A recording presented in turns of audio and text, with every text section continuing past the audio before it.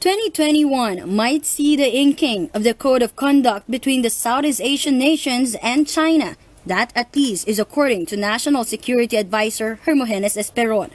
Esperon noted that this will pave the way for a more orderly and peaceful activity in the West Philippine Sea. We are moving towards the Code of Conduct in our talks with China, and the ASEAN side is led by no less than the Philippines. We have already a single draft on the agreements, and we still hope that by 2021, we could sign a final agreement on the Code of Conduct. But will the agreement be open to abuse? With checks in place, it seems unlikely for Efren Carandang, Deputy Administrator of the National Mapping and Research Information Authority. If foreign marine research institutions are allowed to conduct MSR within our waters, there are safeguards that are put in place by our Department of Foreign Affairs. They have to be boarded by Filipino scientists. They have to share the data, not just the processed data, but also the raw data with us.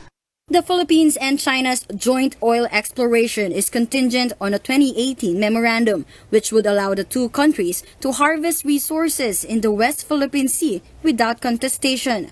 The task force estimates that the sea has 6,000 barrels of undiscovered oil and 7,100 billion cubic feet of undiscovered gas.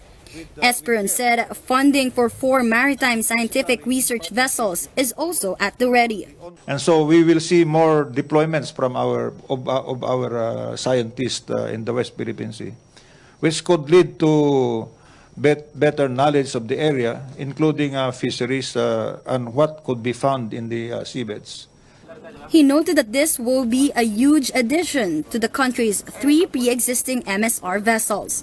The Environment Department, Philippine Navy, and Fisheries Bureau concurrently own 1. Namria has 2. An MSR vessel costs around 25 million pesos and will take about 6 months to procure. Esperon said the Energy Department is in charge of all operations in the area. When push comes to shove, there will also be reinforcements. Our ships are already deployed with the Westcom and under the control of Westcom, and they are in the area. And so if there are exigencies and contingencies that have to be addressed, then we can tap them as part of the task group controlled by the military in the area. In light of the U.S. presidential elections, the chairman of the National Task Force said results would affect the deal. Esperon said that if Donald Trump will be re-elected, the current activities of the U.S. will go on as usual, insofar as freedom of navigation and overflights are concerned. But if a new leader will be installed, Esperon believes the deal may undergo some revisions.